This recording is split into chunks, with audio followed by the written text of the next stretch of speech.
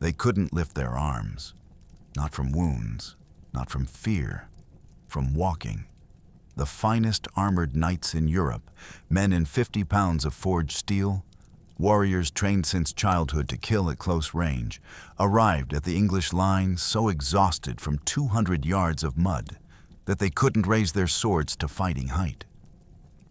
And the English, outnumbered by at least 4 men to every one of their own, cut them down where they stood. On the morning of the 25th of October, 1415, the English army hadn't eaten properly in 7 days. Contemporary sources confirm they had marched 260 miles in 2.5 weeks. Dysentery, the bloody flux, was still tearing through their ranks. Facing them stood a French army that historians estimate at somewhere between 12,000 and 30,000 men. Against an English force most scholars place around 6,000. The French were rested. The French were fed. The French had assembled the finest concentration of heavy cavalry and armored nobility in Europe. Henry V advanced toward them anyway.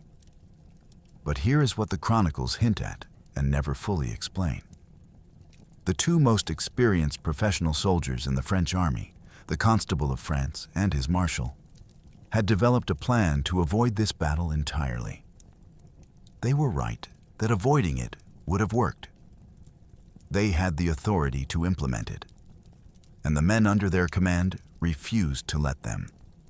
Why did the social machinery of medieval chivalry make it impossible for France's most experienced commanders to stop their own army from walking into a disaster they had already identified and documented? The answer isn't tactical.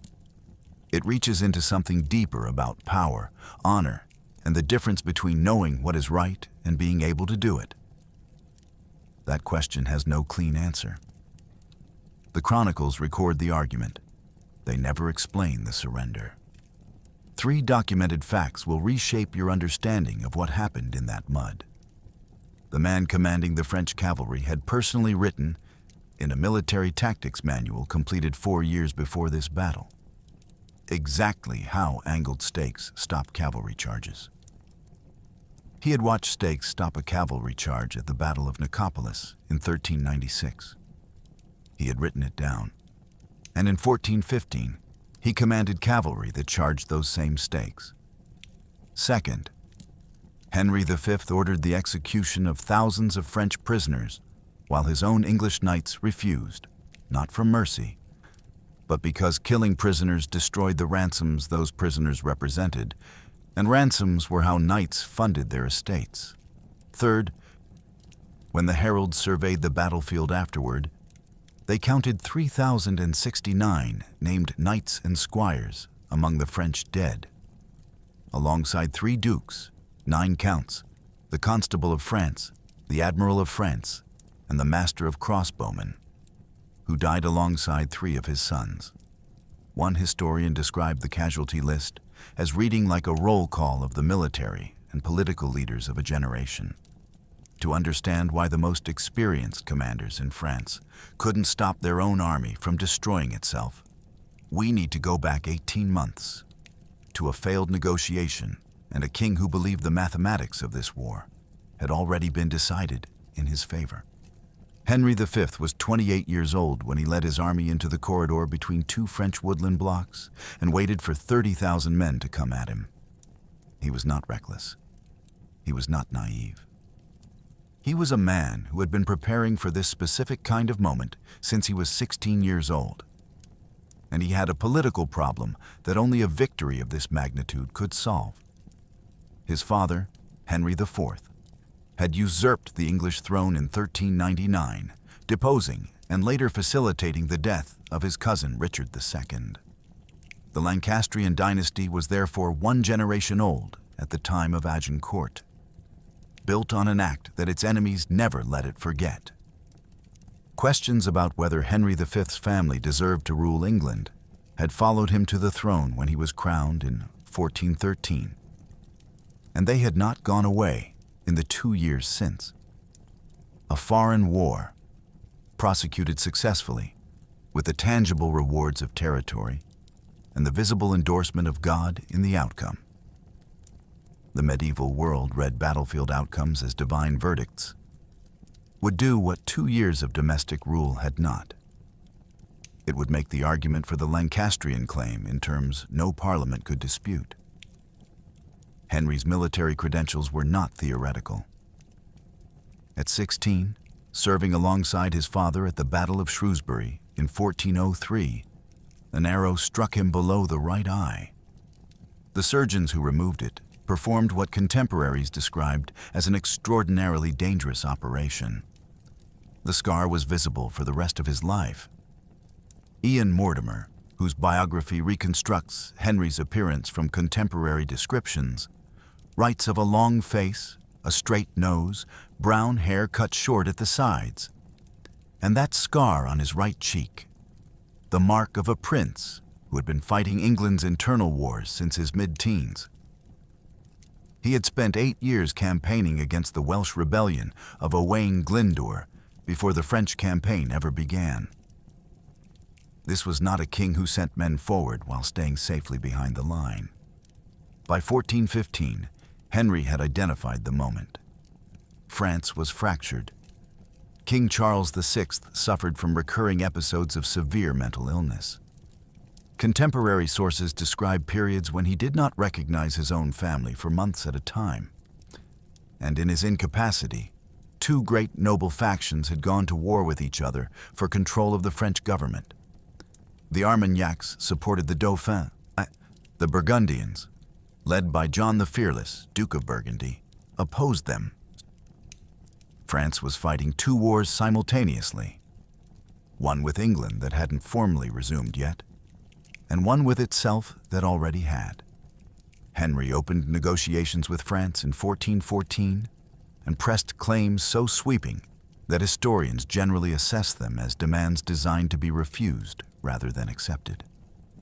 He wanted not just Aquitaine, the territory English kings had held for generations, but Normandy, Touraine, Maine, and other lands France had never conceded. When the French offered what they considered generous terms and Henry rejected them, the formal breakdown came in June 1415. War preparations had already been underway for months. The fleet assembled at Southampton. The indentures were signed. The arrows were stockpiled in the Tower of London. On the 13th of August, 1415, Henry landed in Normandy with approximately 12,000 men. By the 25th of October, 2 months and 12 days later, he had roughly 6,000 left. They hadn't eaten in a week, and 30,000 Frenchmen were standing in their way.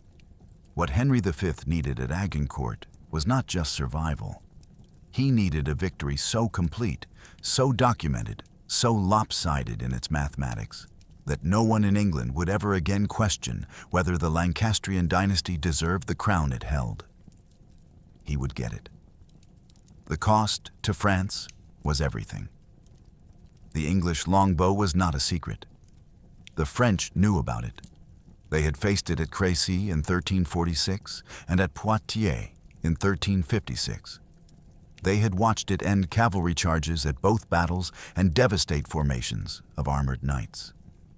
The French solution, in the decades between those defeats and Agincourt, was to improve their armor, to invest in higher quality plate steel that arrows could not penetrate, and to trust that the next time they faced English archers, the armor would hold. They were not entirely wrong about the armor. Clifford J. Rogers, analyzing the physical evidence of medieval archery, argues that longbow arrows could penetrate wrought iron breastplates at short range, but that knights equipped with the best quality steel were largely protected on the chest and the top of the helmet. What the armor could not protect was everything else. Rogers calculates that arrows could penetrate the thinner plate on the limbs, even at 220 yards. Eye slots were vulnerable. Visors, once raised, offered no protection at all. And horses, which carried less armor than their riders, were catastrophically vulnerable, particularly to high-elevation shots striking the flank and back. Military historian John Keegan, in his landmark work The Face of Battle, takes this analysis further. Keegan argues that at Agincourt, the longbow's primary physical impact in the opening phase was not on knights directly, but on horses. That the cavalry charge failed not because arrows punched through plate, but because wounded, panicking horses became uncontrollable, carrying their riders backward through the advancing infantry behind them. The knight's armor protected the knights. It did nothing for the battle. The technical specifications of the war longbow were formidable by any measure.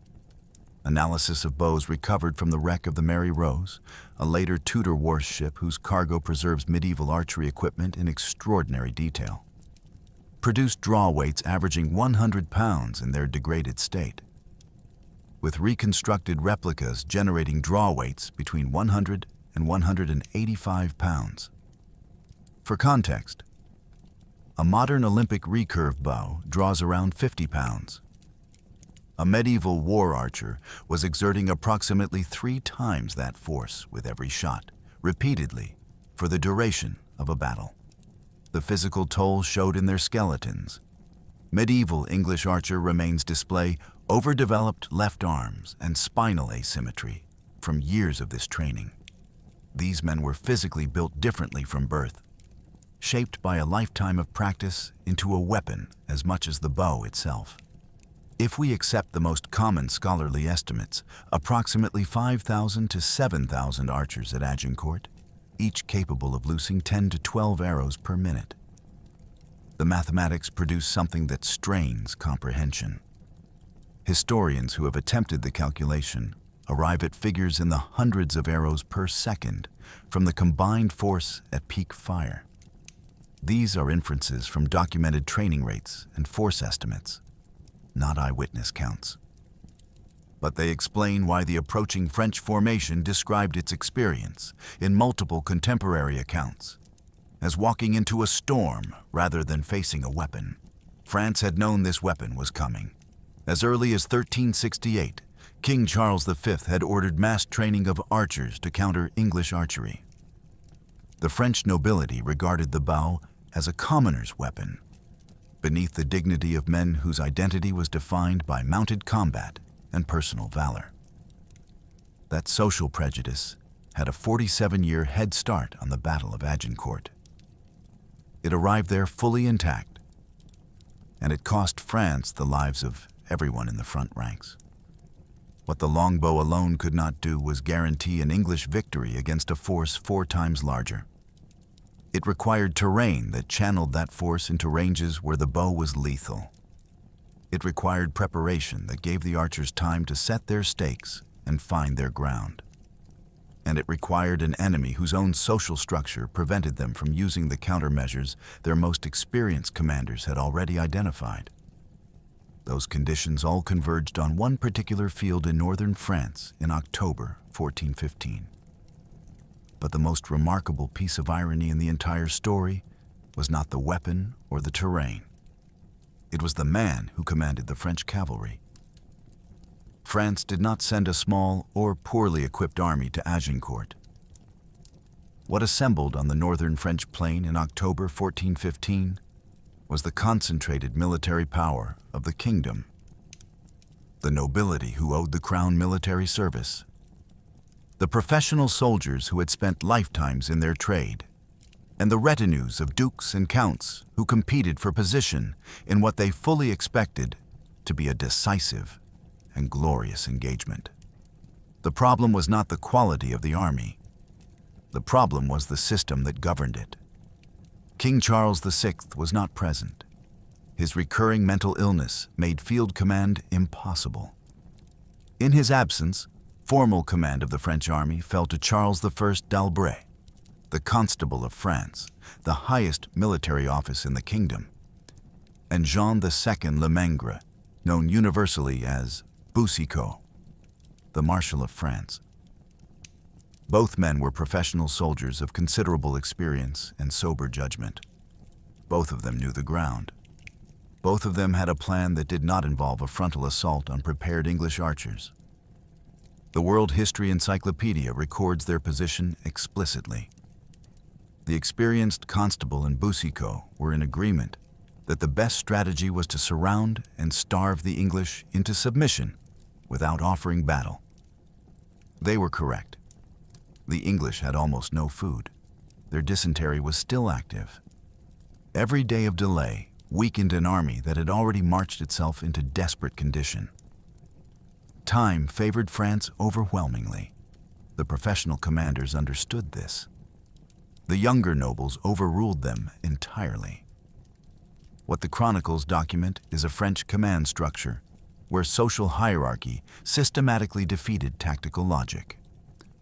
The great lords and gentlemen of France demanded and received position in the front lines. Placement that reflected their rank and offered maximum opportunity for the personal glory and the profitable capture of ransomed English knights that defined success in medieval warfare. The vanguard of the French army was therefore filled with the most senior men in France, standing in the most dangerous position, in a formation shaped by competition for honor rather than tactical geometry. According to the detailed breakdown preserved in contemporary sources, the French vanguard alone numbered approximately 4,800 men-at-arms, deployed in ranks of 16 deep. The main battle behind them held another 3,000. Both lines were so deep that men in the 5th rank and beyond could not use their weapons against an enemy at the front. The French had archers and crossbowmen. They could not deploy them effectively.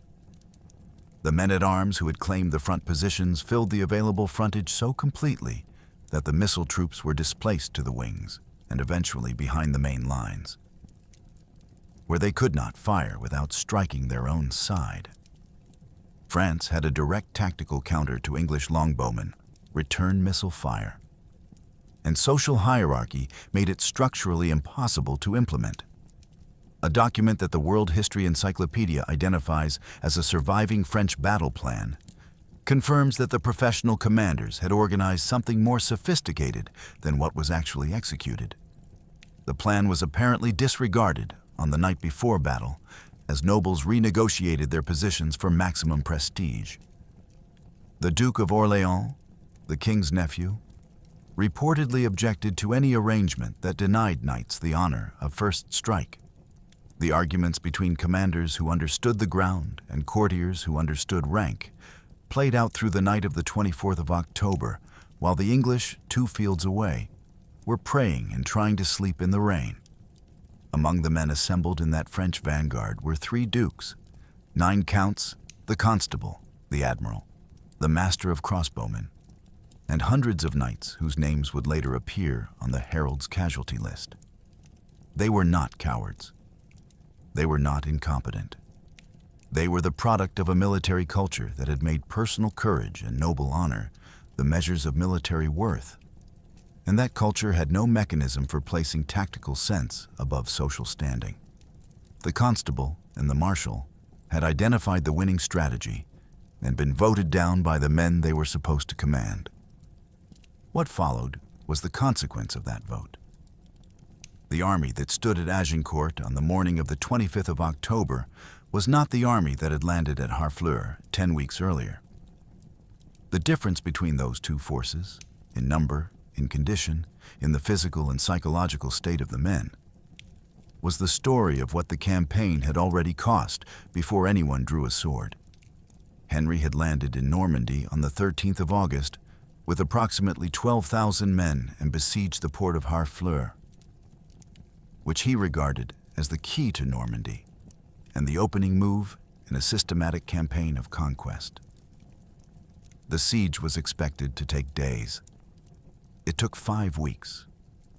The English camp occupied marshy ground outside the city walls, and in that marshy ground, dysentery, the bloody flux, medieval army's most effective executioner, swept through the force in waves.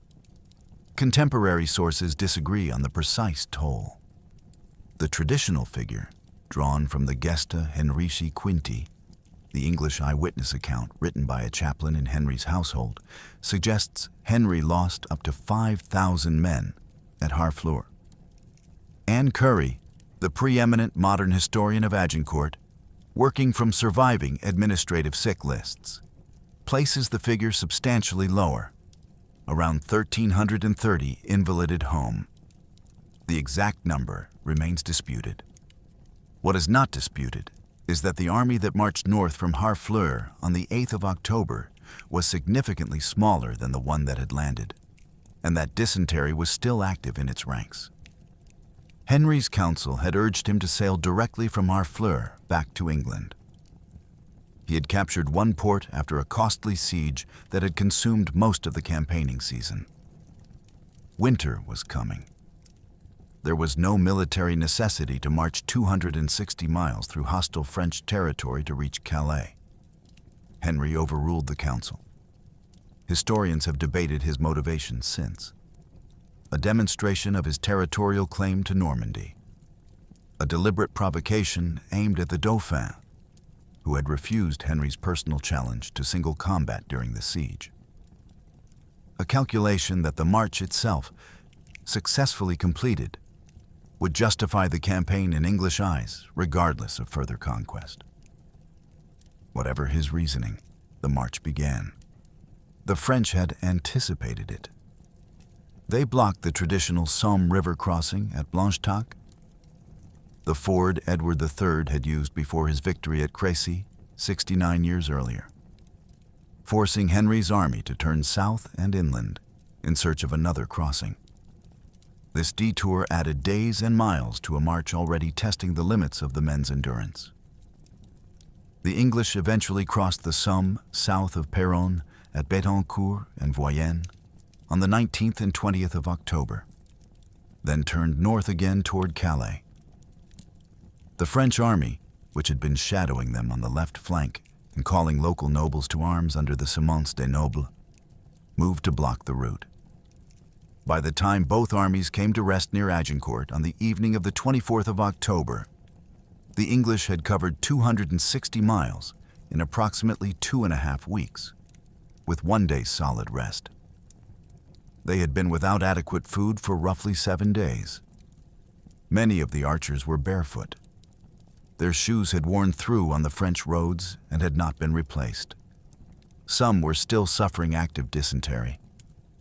Contemporary accounts from Warfare History Network draw on sources describing men who had marched themselves into a condition that barely resembled the professional soldiers who had left Southampton 3 months earlier. The bread they had carried had long since dissolved to mush in the autumn rain. The pillaging of the French countryside had provided some food, but not enough. And the French pursuit had denied them the time to forage properly. The night of the 24th of October was spent by both armies on the open field where they would fight the next morning, in the rain. With no shelter, Henry imposed complete silence on the English camp. Any knight who broke it faced the loss of his horse and equipment. Common soldiers risked losing their right ear. The French, well supplied and expecting victory in the morning, were reportedly in high spirits. Contemporary accounts note that some French knights had held a ceremony in which they swore to capture or kill Henry personally before the battle ended. What the French did not account for, could not easily account for, was the thing that happens to men who have marched themselves to the edge of their physical capacity and have nowhere left to go. When retreat is impossible and surrender is not an option, what remains is not courage exactly. It is something more fundamental. The animal clarity of a position from which only fighting forward makes any sense at all. Jean II Lemangre knew exactly what was going to happen. He had written it down. Boucicaut, the name by which he was universally known, was approximately 49 years old at Agincourt. One of the most experienced soldiers in France, and a man whose military career had taken him to some of the most consequential engagements of the previous 2 decades. He had survived the catastrophic crusade of Nicopolis in 1396, where a French-led European cavalry force had charged Ottoman positions and been annihilated through a combination of disciplined archery, terrain, and prepared defensive obstacles. He had watched what happened when chivalric cavalry doctrine, charge in force, break the line through shock, encountered defenders who had prepared the ground specifically to receive that charge. He had survived it. He had studied it. In 1411, 4 years before Agincourt, Boucicaut completed a military tactics manual.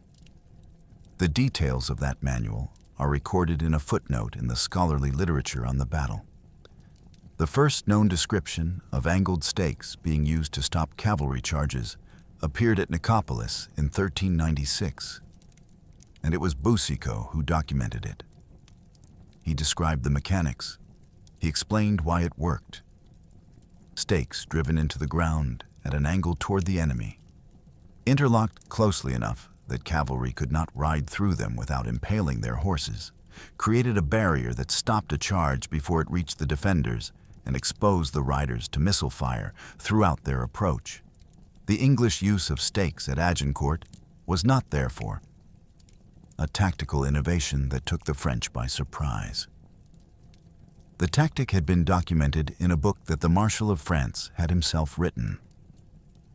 The possibility that stakes and archers could defeat cavalry had been a matter of record in French military thinking for 4 years before Henry's army ever landed at Harfleur.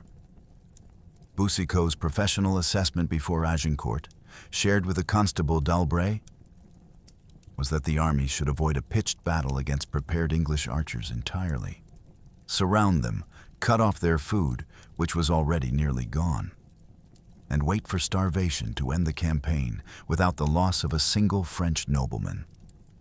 This was not a cautious or dishonorable plan. It was the conclusion of an experienced professional who had spent decades studying what prepared defenders could do to advancing cavalry, and who had apparently included the answer in writing in a document that still existed when the arguments about strategy were happening. The French nobles overruled him. The reasons were social and cultural. Battle offered glory, ransoms, and the visible exercise of the noble function that justified the class's existence. Waiting in a field while hungry Englishmen slowly surrendered offered none of these things. The constable and the marshal, the two professional commanders, lost the argument to men whose authority in this matter derived from their rank rather than their experience. Boucicaut fought at Agincourt. He commanded elements of the French cavalry.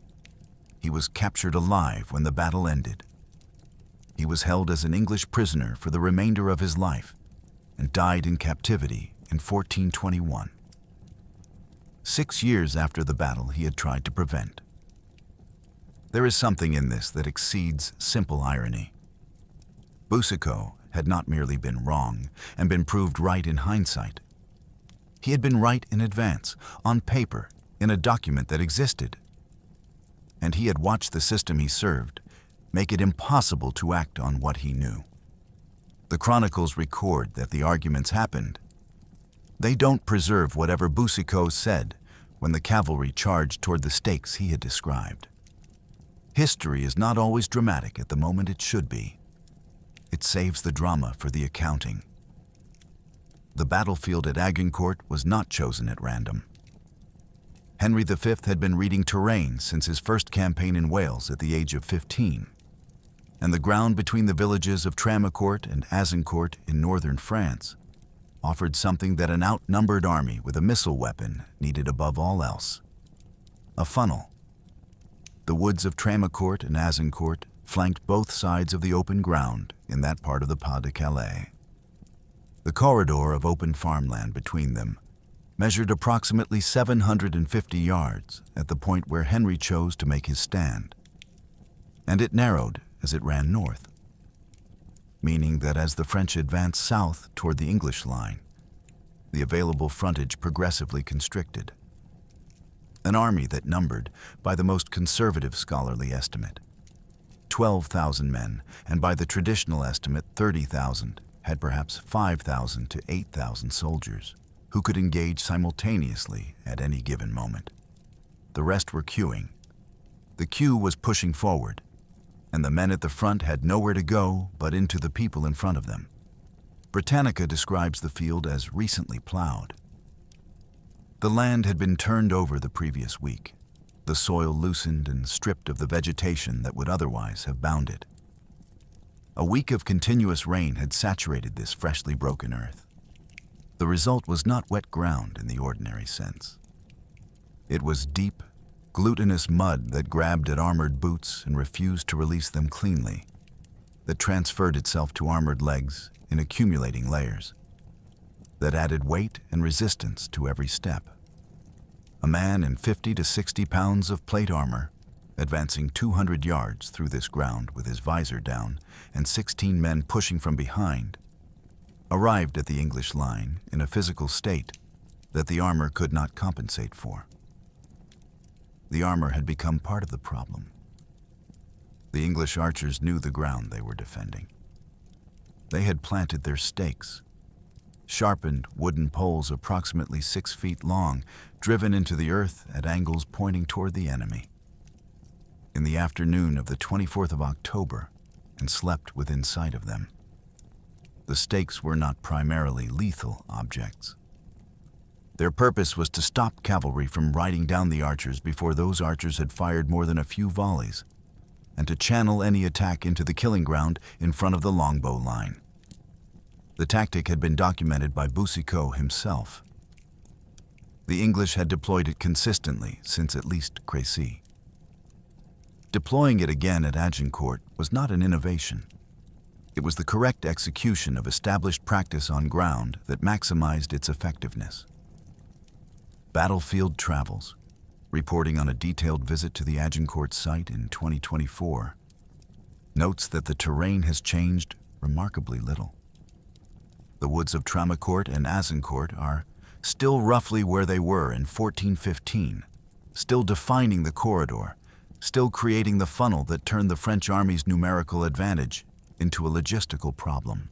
Standing on the open fields where the English archers drove in their stakes, the narrowing of the available ground is immediately legible.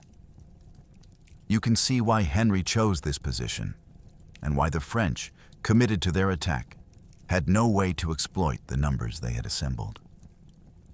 The archaeological record is almost silent.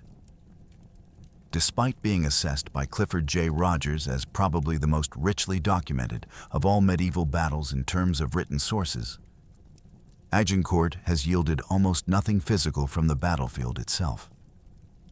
Archaeological surveys conducted by Tim Sutherland between 2002 and 2014 found no definitively medieval artifacts at the traditional site. The only confirmed relic from the battle held in the Azincourt Museum is a single French spur, found in 1936. The English, who survived in large numbers, were permitted to recover their own arrows and equipment after the battle, standard practice, which may explain why the ground holds so little trace of what happened there. 6,000 Frenchmen died in that corridor. The earth absorbed them. It has said nothing since. For 3 hours on the morning of the 25th of October, nothing happened. Both armies deployed before dawn. Both sides could see the other. Neither moved. Those 3 hours, in their stillness and their accumulating tension, were almost enough to end the English army without a sword being drawn. Henry had imposed complete silence on the English camp the night before. The reasons were practical. Any noise that revealed the condition of his men, the extent of their sickness, the thinness of their numbers might encourage the French to attack before daylight or in the early confusion of morning deployment. Any movement that looked like retreat might trigger a pursuit his depleted force could not survive. The order was enforced with unusual severity. Knights who broke it faced the loss of their horses and equipment, while common soldiers risked losing their right ear. In the morning hours, as both armies stood watching each other across the field, the silence became something else. The held breath of men who had nowhere to go and were waiting for someone to decide what happened next. The French were waiting for reinforcements. Additional nobles were still arriving in response to the Semence des Nobles, the call to arms that d'Albret had been issuing as the English marched north. Every hour of delay strengthened France and weakened England further. The logic was unambiguous, and the French professional commanders understood it perfectly.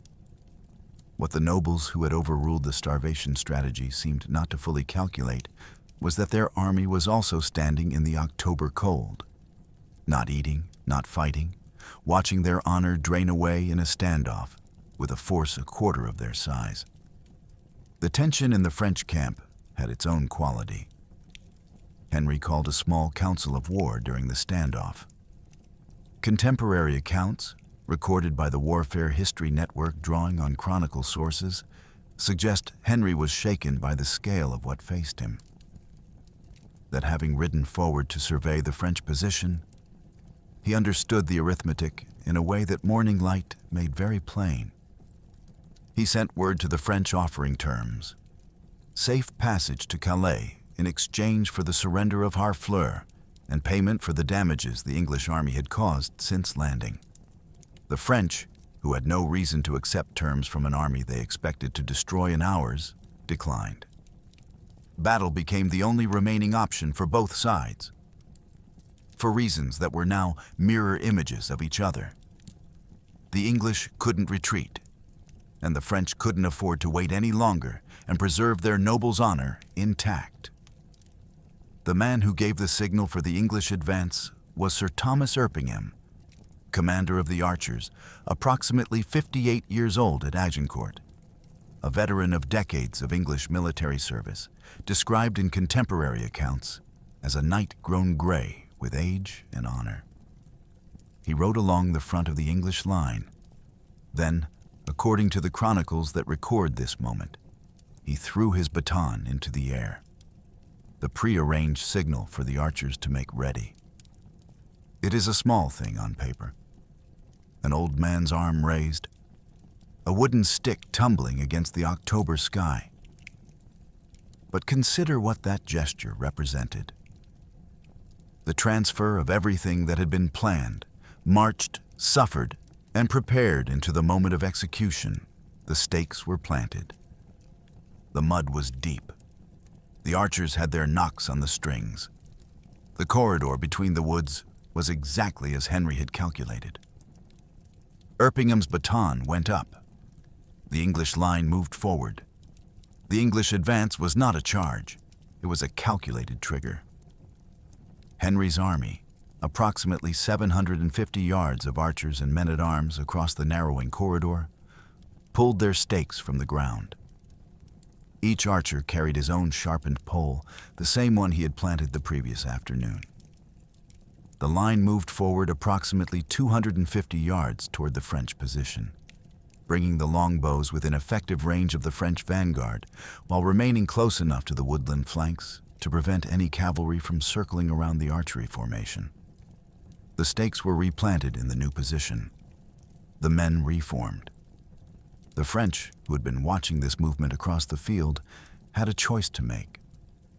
They had positioned approximately 800 mounted cavalry on each wing of their formation, specifically to ride down the English archers before those archers could fire more than a few volleys. This was standard doctrine against longbowmen. Get cavalry to the archers fast enough, and the bows become useless because the archers are dead. The English advance, by bringing the line forward to effective range, presented the French cavalry commanders with the moment they had been deployed for. They charged. The archers had replanted their stakes and were behind them. The cavalry struck the stakes, struck the arrow volleys, and struck something else that no military doctrine could fully plan around: the woodland on both flanks. The trees of Traumacourt and Azincourt came all the way to the edge of the open ground. There was no flank to outride. The cavalry could neither break through the stakes on the front nor circle around on either side. They were in the killing ground, and the longbows were finding the horses. Juliet Barker, drawing on a contemporary account from a monk at the Basilica of Saint Denis in Paris, a French source, with no motive to exaggerate English effectiveness. Records what happened next. Wounded and panicking horses galloped backward through the advancing infantry, scattering men who had been walking steadily through the mud and trampling down those who couldn't get out of the way. John Keegan, in The Face of Battle, argues that this moment is central to understanding how Agincourt worked. The longbow's primary physical impact in the opening phase was on the horses, whose relatively limited armor made them catastrophically vulnerable to high-elevation shots striking the flank and the back. The knights were largely protected by their plate. Their horses were not. When the horses broke, they didn't just fail the charge. They drove back through their own army's front ranks at a gallop. The mud that retreating cavalry churned was now the ground the French infantry would have to cross. 4,800 men-at-arms in the vanguard, another 3,000 in the main battle behind them, 16 ranks deep, all of them now advancing through ground that thousands of panicking hooves had broken into a deeper, looser quagmire than the already saturated plowed field had been an hour earlier. The cavalry charge had not just failed. It had done additional damage to the conditions of the battlefield that every French soldier who came after it would have to absorb. Standard doctrine said cavalry breaks infantry lines. At Agincourt, the cavalry broke their own infantry lines. The French vanguard was still 1,000 yards away from the English position when the retreat of their own cavalry began to disorder the men they were supposed to be protecting. The push from the rear continued regardless. 16 ranks of men-at-arms, armored and committed, kept moving forward because stopping in the middle of a battlefield wasn't an option either. What the leading ranks of the French vanguard did not yet know was what the mud was about to do to them when they finally reached the English line. Picture being in the 8th rank of a 16-rank formation, pushing forward because the men behind you are pushing, and discovering that the men in front of you have stopped moving. Not retreated, not charged, simply stopped. Because the men in front of them have stopped. Because the men in front of those men have fallen. Because the narrow corridor has compressed 4,800 armored soldiers into a mass so dense that the men in the 3rd rank, as a French source would later record, could scarcely use their swords.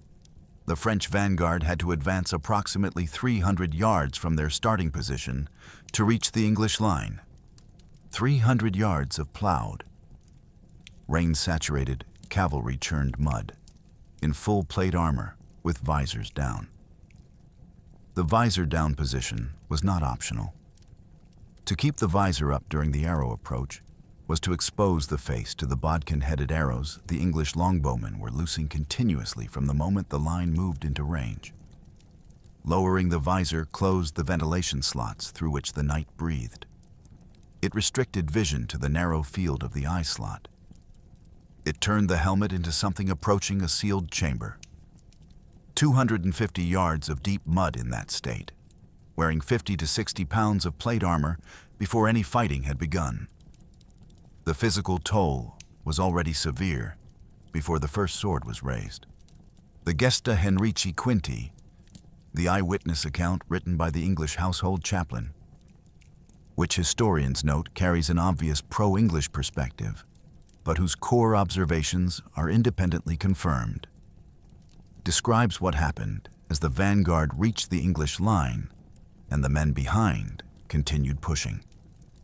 For when some of those killed at the front fell, so great was the pressure of the mass behind them that the living fell on top of the dead, and others falling on top of the living were killed in turn.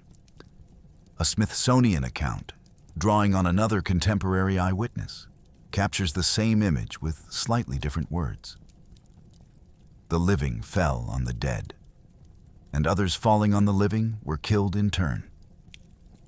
This was not a battle in the conventional sense at this point. It was a crush.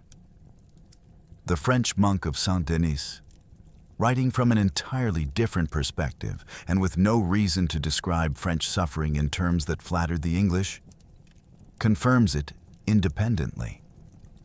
Their vanguard, composed of about 5,000 men, found itself at first so tightly packed that those who were in the third rank could scarcely use their swords. Men who had trained their whole lives for mounted combat, who had equipped themselves at considerable personal expense with the finest arms money could produce, arrived at the killing ground too exhausted to swing properly, too compressed to move laterally, and surrounded on all sides by men in the same condition. Throughout this advance, the longbowmen kept firing. The arrows that didn't find gaps in armor found horses, found lightly armored servants, found the men at the edges of the formation where the armor was thinner. Each man who fell became an obstacle for every man behind him. The formation that had started 16 ranks deep was now compressed into something organic and terrible. A slow-moving mass that retained its forward momentum from the pressure of thousands of men who had no option but to push. While at the front, men who had been walking for 250 yards through deep mud and arrow fire arrived at the English line with almost nothing left to fight with. The English men-at-arms, who had been standing still behind their stakes for the duration of the French advance, were fresh by comparison. They had not charged.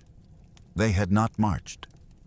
They had watched and waited, and now the thing Henry had prepared this ground to produce had arrived at their position. An enemy whose numerical superiority had been physically destroyed by the distance between them.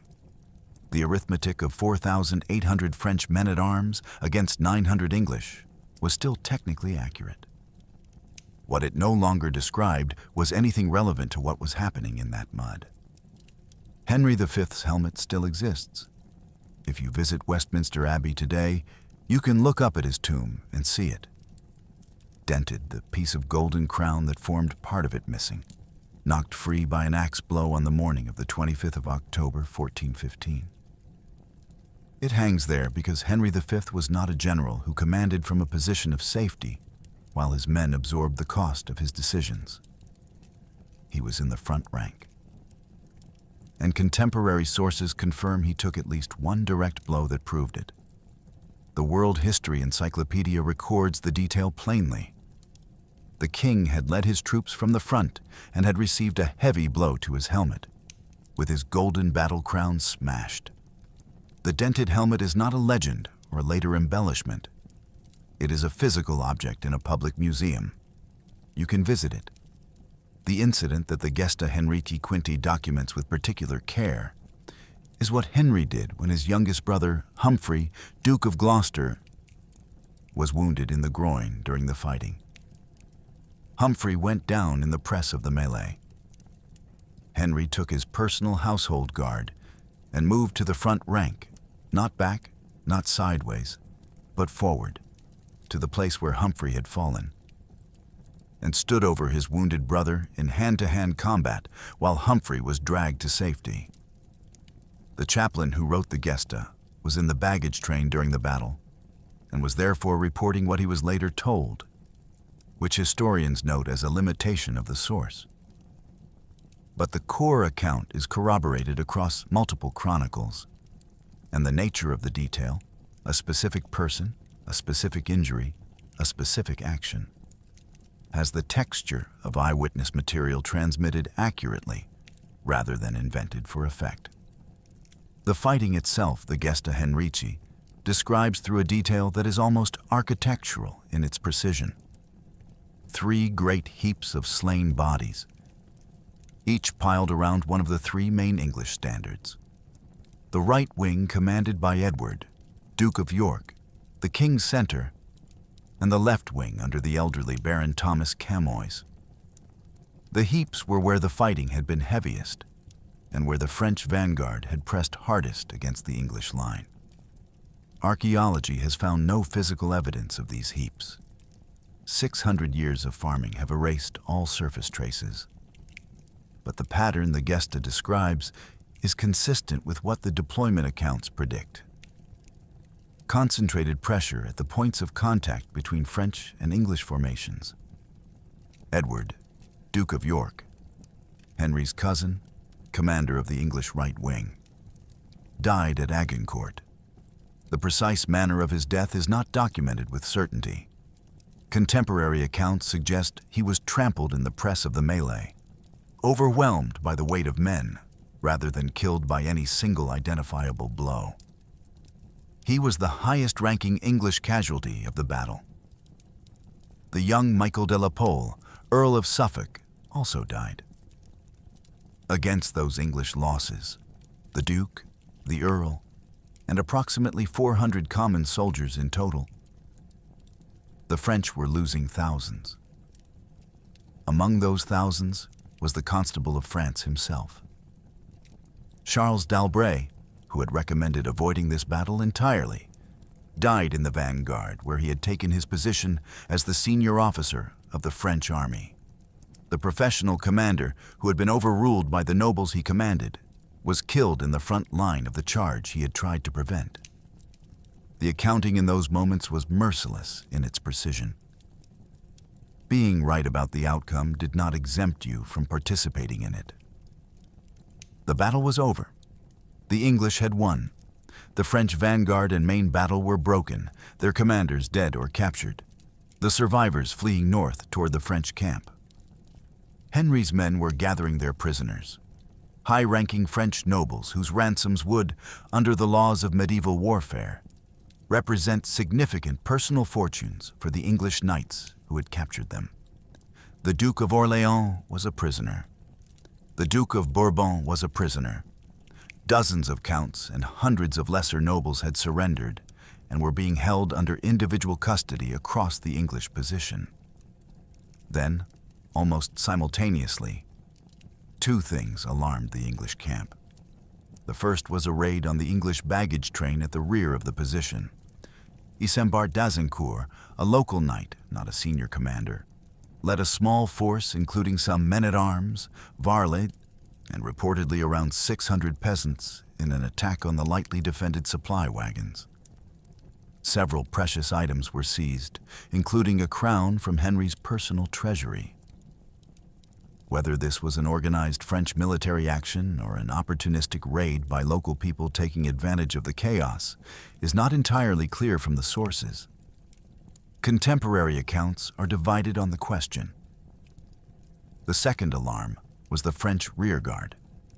The third line of the French formation, composed primarily of valets on the horses of dismounted knights, appeared to be regrouping or reforming. The Gesta Henrici describes English troops eyeing the rearguard as being in incomparable number and still fresh. Jean Lefebvre de Saint-Remy and Wavrin, two Burgundian sources who were present at the battle, confirm that they saw French troops appearing to march forward in battle order. Henry's calculation was stark. The prisoners outnumbered their English guards. If the battle resumed, if the fresh rearguard attacked while the English were managing several thousand armed and armored prisoners, those prisoners could rearm themselves from the weapons scattered across the field, overwhelm their individual captors, and turn a victory into something much more complicated. Henry ordered the execution of most of the French prisoners. He ordered only the highest ranked, the Duke of Orléans, the Duke of Bourbon, a handful of others, to be spared on the ground that they were worth too much in ransom to kill. His English knights refused. The refusal was not primarily a moral position. Under the conventions of medieval chivalric warfare, a captured enemy was the property of the knight who had captured him. That prisoner's ransom was a financial asset. In some cases, the most significant financial asset a knight would accumulate in his entire military career. Killing the prisoner destroyed the asset. Henry threatened to hang any English soldier who disobeyed his order. The task fell instead to a squire commanding 200 archers. Jean Lefebvre de Saint-Remy, the Burgundian herald who witnessed what followed, is one of the most reliable sources in the entire battle narrative. He was present. He was neutral between the two sides as a herald, and he had no motive to exaggerate either English brutality or French suffering. He describes the prisoners as being cut in pieces, heads, and faces. The Osprey publishing account by historian Matthew Bennett explains the mechanics. To kill a knight in full armor, you had to remove his helmet, lift his visor, or stab through the eye slot. These were men who had already surrendered, already laid down their weapons. The killing was systematic and deliberate, and it took time. Contemporary observers were appalled, not, as Bennett notes, at the act in principle, but at the social violation it represented. Killing noblemen who had surrendered ran against the foundations of the chivalric system that made medieval warfare financially sustainable for the class that conducted it. Legal scholar Theodore Marin, in a 1993 Oxford University Press analysis, assessed these events as a violation of the laws of war, even by the standards of the 15th century. The order was rescinded when it became clear that the French rearguard was withdrawing rather than attacking, and that the baggage raid was local banditry rather than coordinated assault. By then, an unknown number of prisoners, possibly hundreds, possibly more, were already dead. The exact figure is not preserved in any source. What is preserved is that Henry threatened to hang his own knights for refusing, and that the refusal was recorded, and that the executions happened anyway, and that the battle's most celebrated victory produced, in its final act, a documented atrocity that France has never entirely forgiven. The French Third Battle had not fought. They had watched two lines of the finest armored nobility in Europe walk into a prepared position and be destroyed. They had watched the cavalry charge fail and turn back through the infantry. They had watched the crush at the English line produce the three great heaps of dead that the chroniclers would later describe. They numbered, by some estimates, more than the entire English army combined, and they left. Henry sent word, recorded in some accounts, unconfirmed in others, that any part of the French force that attempted further engagement would receive no quarter, no prisoners, no ransoms, no mercy. Whether this message was actually sent or whether the French Third Line read the field and drew its own conclusions is a question the sources leave ambiguous. What is documented is the outcome. The rearguard withdrew. The Battle of Agincourt was over. Immediately afterward, Henry summoned the heralds of both armies. These were the official recorders of medieval warfare.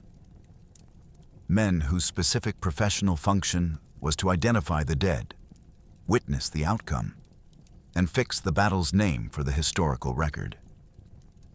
The principal French herald was Montjoie. Together, the heralds of both sides agreed on the name. Azincourt, after the nearest fortified place. This procedural detail is itself significant. Henry was not claiming victory in the heat of the moment. He was formalizing it according to the conventions that both sides recognized in the presence of witnesses from both sides. The battle had a name within hours of its conclusion. The English army gathered its surviving prisoners, 700 to 1,200 French nobles, depending on the source, and prepared for the final march to Calais. The Duke of Orléans, one of the most senior men in France, would remain an English prisoner for 25 years. The Duke of Bourbon was held for years before dying in English captivity. The ransom income these men would generate helped fund subsequent English campaigns. Agincourt was, among other things, a profitable transaction. Henry reached Calais and sailed for England in November. He arrived in London on the 23rd of November, 1415, to a reception that contemporary accounts describe as extraordinary. Britannica records that the king was received with elaborate pageantry and choirs attending his passage to St. Paul's Cathedral. The Agincourt Carol, a celebratory song dating from approximately this period, possibly composed for Henry's reception, survives today, its rousing cadences still audible to anyone who looks them up.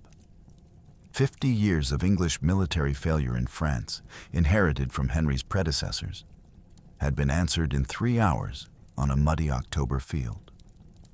The half-century of defeats, Crécy and Poitiers notwithstanding, had produced in England a collective hunger for exactly this kind of result. And Henry had delivered it with a completeness that the celebrations were barely large enough to contain. In France, the silence was of a different kind. The men who would normally have led the response, who would have convened councils, organized resistance, debated strategy, were, most of them, either dead on the field at Agincourt or locked in English captivity awaiting ransoms their families would spend years paying. The country that had assembled the finest nobility in Europe for this battle was, the morning after it, structurally incapable of assembling a comparable force for a response. The heralds who surveyed the battlefield in the hours after the fighting were performing a specific professional function, recording the dead by name, rank, and affiliation. This was not sentiment. It was the administrative apparatus of medieval warfare, the mechanism by which ransoms were claimed, estates were settled, and the official record of who had been where was established. The numbers they produced are the most reliable casualty figures available for any engagement of this period. They counted 3,069 knights and squires dead. At least 2,600 more bodies were found without coats of arms to identify them. Men too low in rank for the herald system to name individually.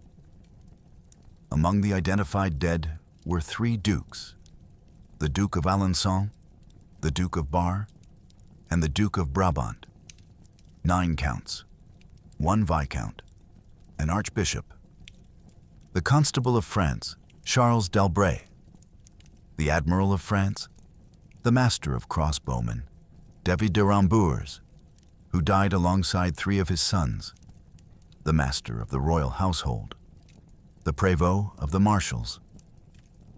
One historian's summary of the casualty list, quoted across multiple sources, remains the most precise description of what these numbers represent. It read like a roll call of the military and political leaders of a generation. Total French dead, approximately 6,000 fighting men. Some sources cite figures as high as 10,000 when including those killed in the pursuit and the prisoner executions. The herald count of approximately 5,700 to 6,000 named and unnamed combatants is the figure historians generally treat as most reliable, though they note that chaos, fog of war, and the practical limitations of even a professional herald system make precision impossible. The English lost approximately 400 to 450 men. Britannica's figure is ___(1) ___ the range across sources runs from approximately 100 to 600. The lower figures probably reflecting initial counts before stragglers and wounded were fully assessed. The upper end of the range possibly including non-combat losses. The consensus among historians settles around 400 to 450. The ratio this produces is staggering by any historical measure. 6,000 French dead against 450 English, approximately 13 to 1. The English were outnumbered by at minimum 2 to 1, and by the traditional estimate 4 to 1.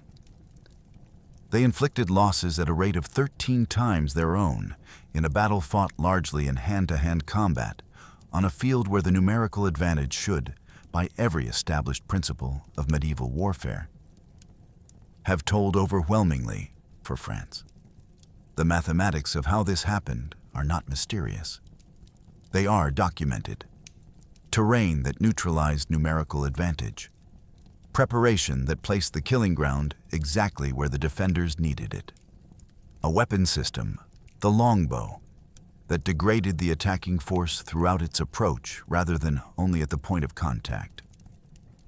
Armor that protected the wearer from individual blows but could not protect against exhaustion, compression, or the consequences of walking 250 yards through deep mud in 50 pounds of plate before any fighting began. None of these factors was accidental. All of them were the result of decisions made in the days and weeks before the battle, by a king who had spent 15 years learning to read ground and forces and the difference between courage and preparation. The prisoners retained for ransom, 700 to 1,200 nobles, represented financially. More than the battle itself had cost to fight, medieval warfare's accounting system meant that victory at Agincourt paid for itself, and then some. It also meant that France's capacity to resist the next English campaign would be limited not just by the dead, but by the wealth flowing from the living to English captors for years to come. The 6,000 men who died at Agincourt were not simply soldiers. They were the decision-making class of medieval France. The men who held the estates, dispensed the local justice, led the military levies, arranged the marriages that bound noble families together, and provided the social infrastructure through which a kingdom governed itself in the absence of anything resembling a modern state. Their simultaneous removal from the map in a single afternoon produced consequences that extended far beyond the military ledger. Whole noble families, the Battle of Agincourt Wikipedia article documents, were wiped out in the male line. In some regions of northern France, an entire generation of landed nobility was annihilated. The Armagnac-Burgundian Civil War, already violent before Agincourt, intensified in the vacuum created by the deaths of many of its senior figures. The surviving political structure was crippled not by conspiracy or betrayal, but by simple absence. The men who would normally have provided leadership were gone, and the men who replaced them were younger, less experienced, and operating in a country that had just absorbed a shock with no precedent in living memory. Henry understood this and moved quickly to exploit it. In 1417, 2 years after Agincourt, he returned to France with a second army. This campaign looked nothing like the first. There was no march to find a battle.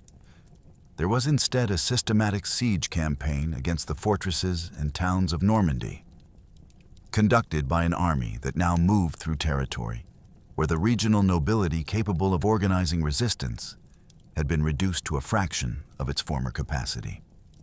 Caen fell. Town after town surrendered or was taken by force.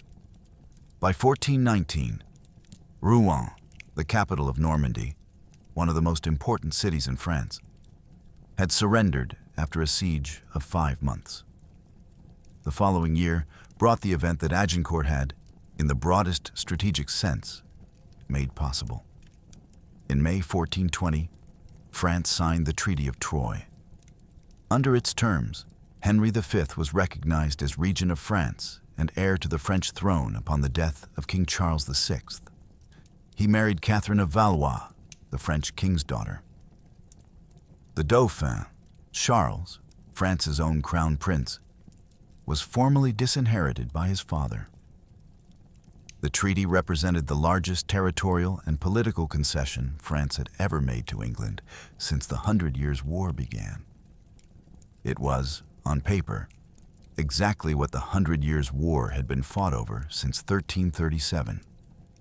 The recognition that the English crown's claim to France was legitimate. The connection between Agincourt and Troyes was direct and documented.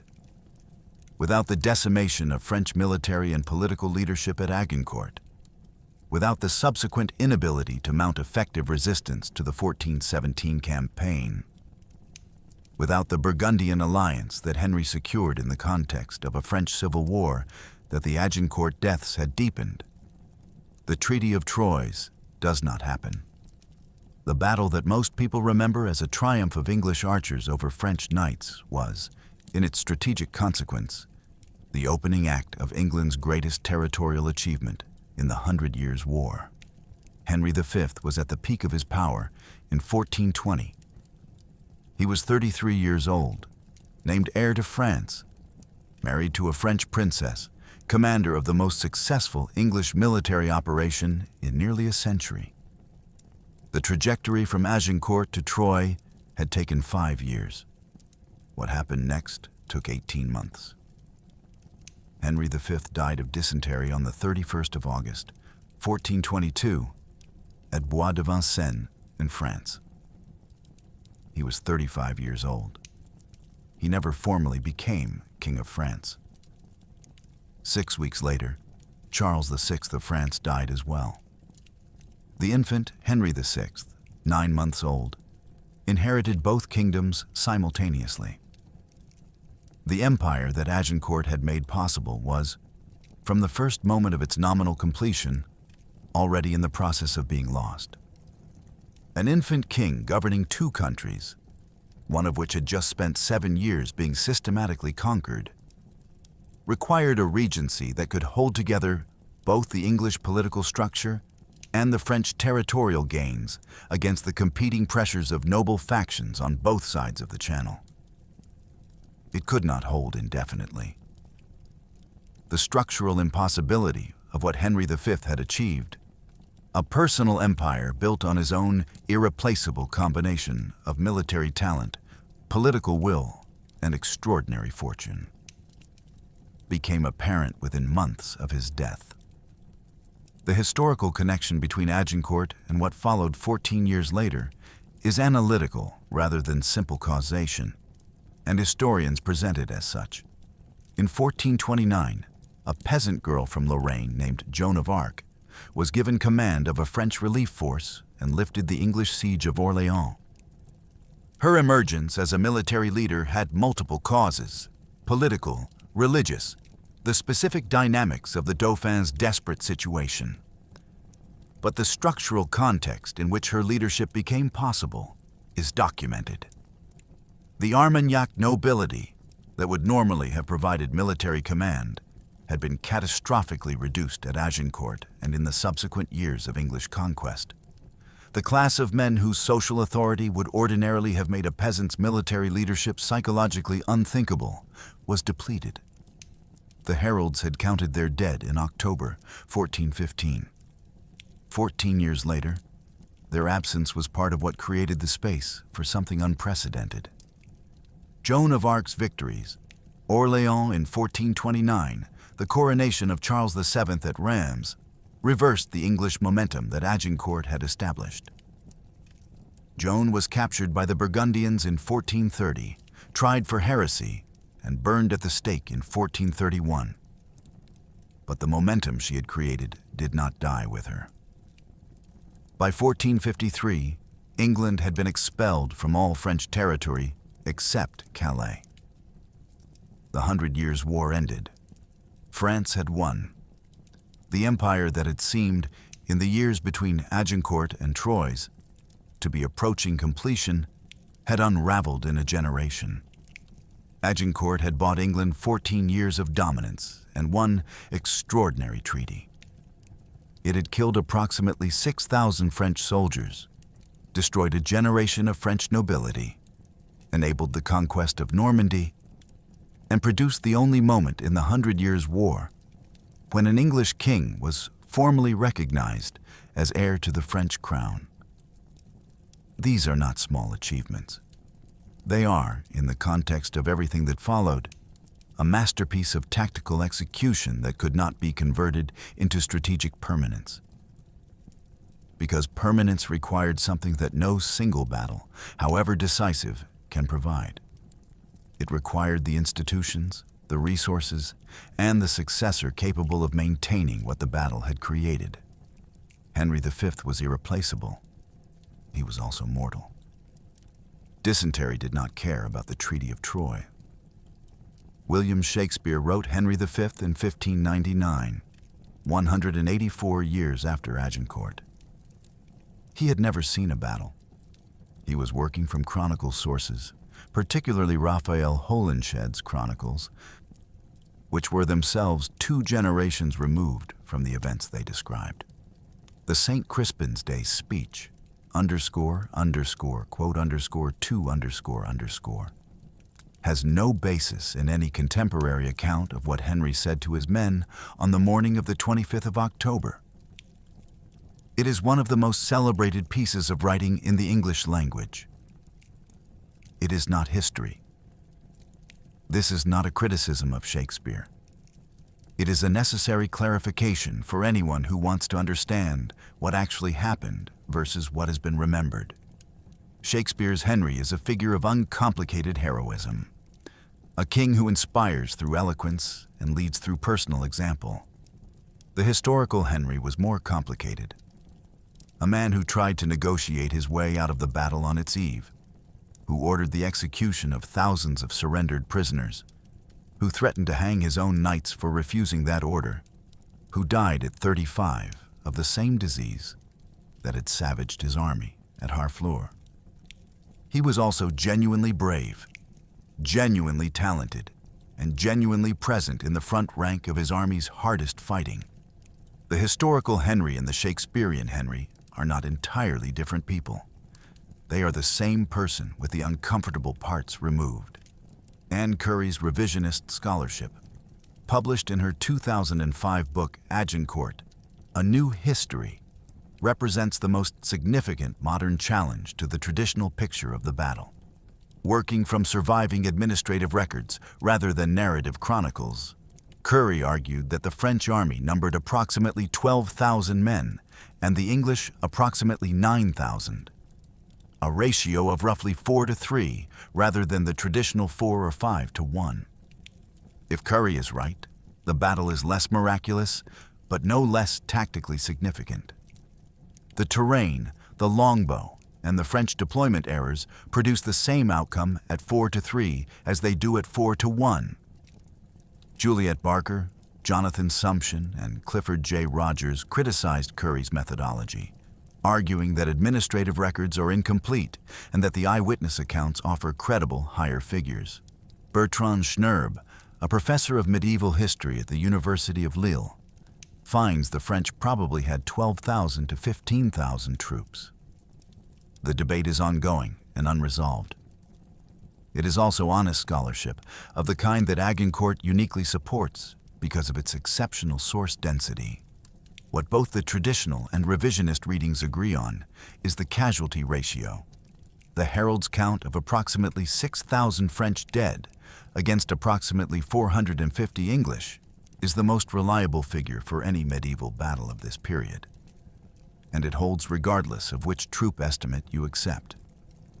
At any ratio between 2 to 1 and 5 to 1, inflicting 13 times your own losses represents a tactical execution so thorough that the question of whether the French had 12,000 or 30,000 men is ultimately secondary to the question of why those men arrived at the English line unable to fight.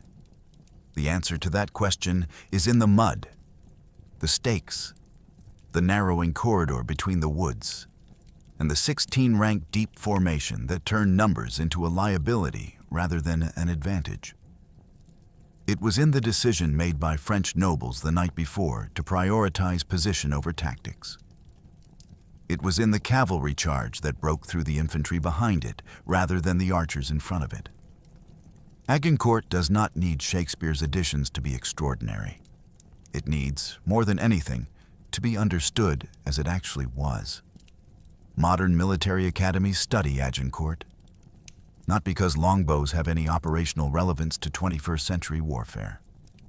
Because the principles that made Agincourt work are not bounded by the technology through which they were expressed. Strip away the medieval armor and the war bows and the plowed Norman field, and what remains is a set of ideas about the relationship between numbers, terrain, preparation, and doctrine that military thinkers have been working through in every subsequent era of armed conflict. The first principle is terrain as force multiplier. Henry did not have more men than his opponent. He had a better understanding of the ground.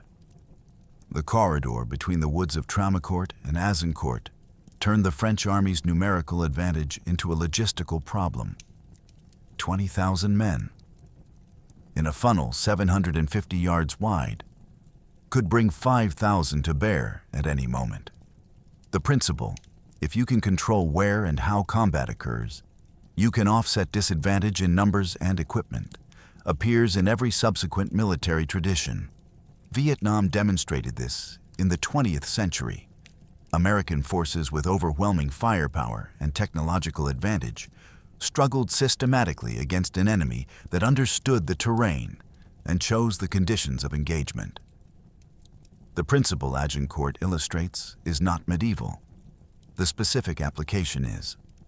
The second principle is the failure of doctrine without adaptation. Boucicaut had written the counter-tactic. The French had the solution and couldn't deploy it. This is not a medieval problem unique to the chivalric system's social rigidities. It is a permanent institutional problem. The gap between knowing what is needed and being able to implement it against hierarchical, cultural, and social resistance.